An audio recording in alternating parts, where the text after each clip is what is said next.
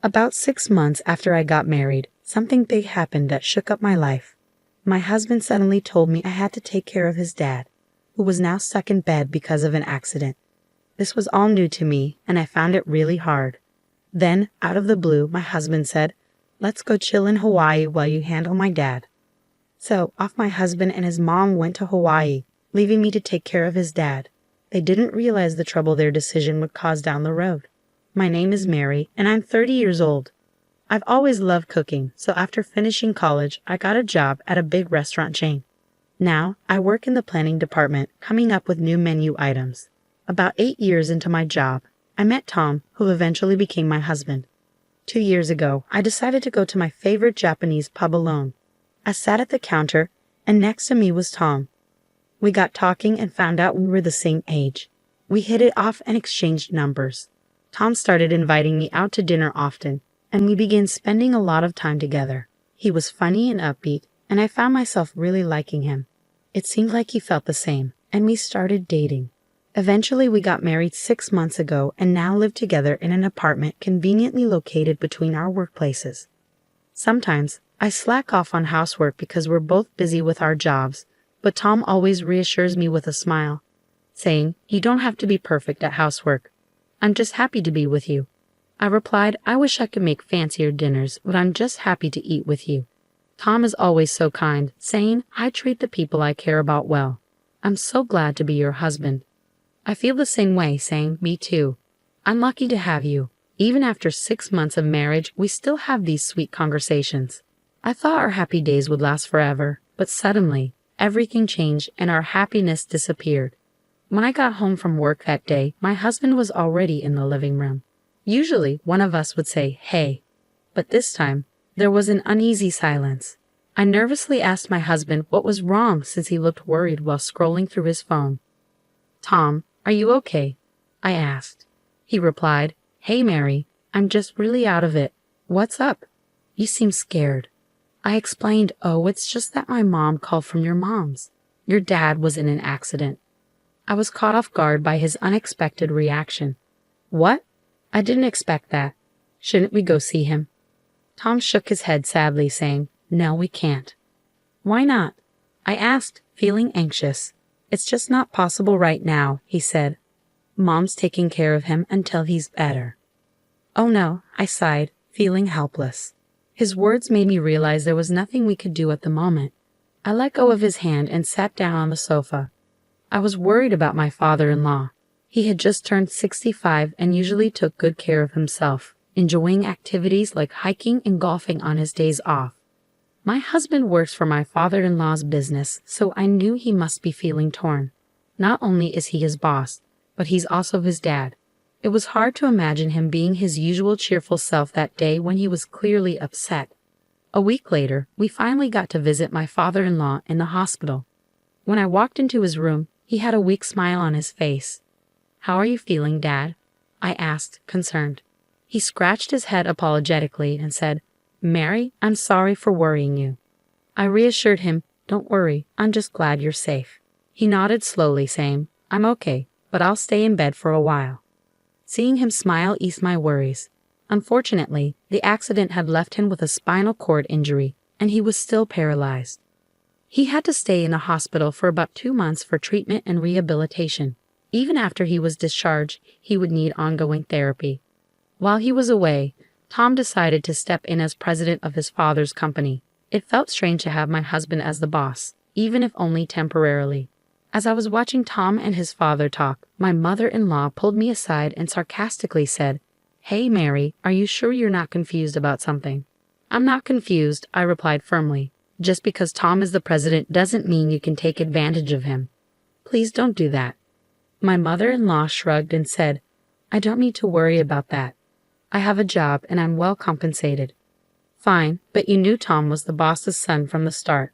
"What a nasty thing to say," I retorted, feeling frustrated.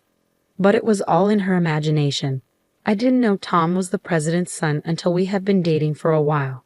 Since the beginning of our marriage, my mother-in-law had been sarcastic toward me, and I didn't want to be misunderstood or disliked by her. So I spoke up. I didn't get with Tom for money. I was drawn to his personality. What are you talking about? You act like you know everything about me, she shot back. Well, you won't be able to fool me. I'll never accept you. Never. My father-in-law, sensing tension, asked, "What's going on?" Nothing, my mother-in-law snapped, giving me a harsh look. Her words and behavior showed that she favored Tom. She probably thought I married him for money because we tied the knot after only a year of dating. Her treatment of me had been harsh from the moment we met at the wedding. I never expected her to be so mean. Even more troubling was that my husband adored her. A few days later, he said something that bothered me. "Mary, you know that my dad will be discharged from a hospital next month, right? We'll be going back to my parents' place then," Tom said. "Wait, why are you bringing this up now all of a sudden?" I asked, feeling caught off guard. "It's my mom's suggestion. It's a good opportunity for us to live together. She can't take care of my dad alone," Tom explained. "But it's not that simple to make such a big decision so quickly. We need to think this through together," I replied. "I'm grateful for your consideration, Mom." I was confused, but he was firm, saying, "Well, that's the decision. Just make sure you pack your stuff in time for the move." "But I won't be able to get to work easily if we move to your parents' place." We struggled to find an apartment close to our jobs. I protested. "It's only 5 train stops away from my parents' place, isn't it? You're lucky you can even sit on the train in the mornings," he replied. It seemed like my husband and mother-in-law had already made up their minds about living together. Despite my attempts to discuss avoiding it, they ignored me.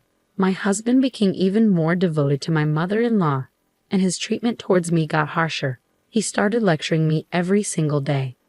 "How's the packing going? I won't be able to take time off work on moving day, so you'll have to take care of everything. You'll be in charge of all the household chores and looking after my mom. Don't let her suffer," he'd say. Even before the move, I felt mentally overwhelmed by his comments. With the company being busy, I was already juggling work and preparing for the move. I was completely drained, both physically and mentally. 2 months later, the move was done, and my father-in-law came home from the hospital. I barely had time to catch my breath, but I started a new job as my father-in-law's caregiver. I woke up at 4 a.m. to make breakfast and do laundry simultaneously. Then I hurried to my father-in-law's room to give him a morning massage and help him change clothes. I had to finish breakfast before my husband and mother-in-law, and once they were done, I assisted my father-in-law with his meals. Finally, after everyone had eaten, I could head to work. Despite all my efforts with caregiving and housework, my mother-in-law was never satisfied. She always seemed to find a way to delay me from going to work in the mornings. "Mary, can you spare a minute?" she'd say. I'd apologize. "I really have to leave right now." "What's the problem now?" "Are you complaining about breakfast?" My mother-in-law's words hit me like a ton of bricks. "I'll talk to you about it when I get back. Now I'm leaving. Don't argue with me. Just stay put," she commanded. I felt a headache coming on as my mother-in-law continued to yell. My heart started racing, and I felt dizzy. Whenever my husband or mother-in-law started with their unreasonable demands, I would get heart palpitations and headaches. But arguing with them only made things worse. The quickest way to get through it was to stay quiet. Because of my mother-in-law's constant complaints, I was always running late for work. My coworkers started to notice, and they were worried because I had never been late before. 3 months had flown by since my father-in-law got out of the hospital, but I still felt like I was running on fumes. After a long day at work, I had to rush home and start cooking dinner, but even my efforts weren't enough to please my husband. "What's the matter, Mary? I come home tired, and you're serving fish? Are you serious?" he criticized. "I'm sorry. I had to step away to help my father-in-law, so I just made boiled fish," I explained. "You should make something that gives me energy. I'm not interested in boiled fish," he complained. As my husband started making himself some instant noodles, I fell silent, feeling defeated. My mother-in-law looked smug. Feeling down, I went to help my father-in-law get ready for the evening. He noticed my distress and asked, "Mary, you look a bit pale. Are you okay?" "I'm fine. Just a bit stressed with work," I replied. "Is that all?" "I've been hearing a lot of arguing between my wife and Tom lately," he said with concern. "It's my fault. I'm not very skilled at a lot of things," I admitted sadly. "I don't see it that way," I replied, forcing a smile and fibbing to my father-in-law. It was the only way I could keep myself going. The truth was, I had always wanted to leave. But what would happen to my father-in-law if I did? I couldn't just walk away from everything. As the end of the year approached, I had some days off from work, but I spent them cleaning the house. Then, on New Year's Eve, my husband dropped a bombshell. "My mom and I are heading to Hawaii," he announced. "Hawaii? But we've been talking about this for a while," my husband explained, sounding nonchalant. "Wait, just think about your dad's condition. He needs you here.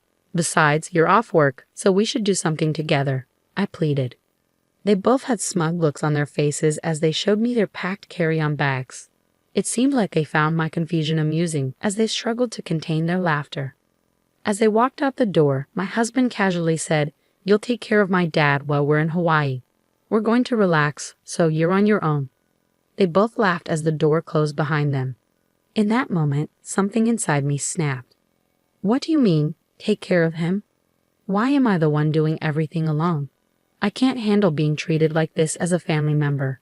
I'm divorcing him when they get back," I thought, feeling a surge of anger. Despite my decision to divorce, I resolved to focus on caring for my father-in-law until they returned. I decided to stop doing anything around the house. The next day, I made breakfast for my father-in-law as usual and went to his room with a towel to help him freshen up. As I was doing so, my father-in-law smiled at me. "Mary, Happy New Year," he greeted me. "Dad, Happy New Year to you too. What happened with Tom and my wife last night?" "They seem to be in some sort of trouble," I asked. "They went to Hawaii," he replied. "Hawaii? Really?" My father-in-law sighed deeply and looked skeptical. Dad, let's not dwell on that. I'm sorry for everything." "But wait a second. What are your thoughts?" I apologized and then asked for his opinion. I've actually been able to get out of bed on my own for a few days now.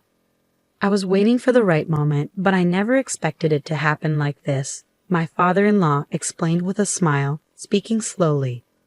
It turned out that my father-in-law had noticed how unfairly I was being treated. I had asked my mother-in-law and husband to help me with errands, but they had ignored me. Additionally, the company's executive director had contacted my father-in-law, reporting that my husband, who was acting as president, was not following proper procedures and was abusing company funds for this trip. So my father-in-law contacted a company representative to monitor my husband's behavior. They discovered that my husband had been slacking off at work, which angered everyone. My father-in-law was supposed to take back his position as president after the new year, but instead he decided to fire my husband. Since the house was in my father-in-law's name, while they were away, we changed the locks and made plans to keep them out when they returned. As I went to the city office to pick up 2 divorce papers, a week passed. Suddenly, I heard banging on the front door and the intercom ringing repeatedly. It was my husband and mother-in-law just back from Hawaii trying to get in. I responded to them through the intercom. "Welcome back. How was your trip?" I asked politely. "Mary, open the door right now." "I can't open it," my husband demanded. "I can't do that. My father-in-law warned me not to let them in." "What? What are you talking about?" "Hey, did you enjoy your trip? You know that was company funds, right?" I asked, trying to keep my tone light. I didn't know," my husband stammered, looking flustered. I couldn't help but chuckle as I watched their reactions on the monitor. Then my father-in-law, who had been listening in, chimed in from the side. "So you really use company money, son? Why, you're not even supposed to be able to walk," my father-in-law said incredulously. "I've been able to walk for a few days now, thanks to Mary helping with my rehabilitation, and the managing director told me about your shady behavior at work," my father-in-law explained. "Who's the managing director?" my husband asked, clearly caught off guard. "No, Dad, that's not true. You've been fired and you need to leave my office right now," my husband declared angrily. "Pack your things and get out." Through the monitor, my husband started to cry, pleading, "Mary, you won't leave me, will you?" He reached out to me. "What are you talking about? Do you have any idea how I've felt since you decided to move in with your parents without asking me? You, along with your mother, took advantage of me and forced me to take care of your father. Do you know how hard it's been for me?" I snapped back at him as he grabbed onto me. "Mary, calm down. I'm sorry. He apologized, tears streaming down his face. "Your apology means nothing to me. When you left on that trip, I realized it was pointless to continue this family with you. I'll be living on my own. I don't want someone like you, I told my husband firmly. He looked stunned as he backed away, and my mother-in-law rushed to support him. It was a heartbreaking scene between a mother and her son. Then my father-in-law stepped forward, holding the divorce papers I had received. He made them fill out the papers right then and there, and I escorted them out and locked the door. They pleaded with me to open the door, but my father-in-law remained silent. I haven't seen them since. Rumor has it that they're both unemployed and struggling to find a place to stay, sleeping at a comic book cafe and working odd jobs. It's a far cry from the life they were living before, but it's the consequence of their actions. After the divorce, my father-in-law told me, "I'll hire a housekeeper from now on, so you're free to go." I took him up on his offer and moved to a place near my work. Now I'm living a comfortable and fulfilling life. I'm incredibly grateful to my father-in-law for rescuing me, and I'm determined to repay him however I can.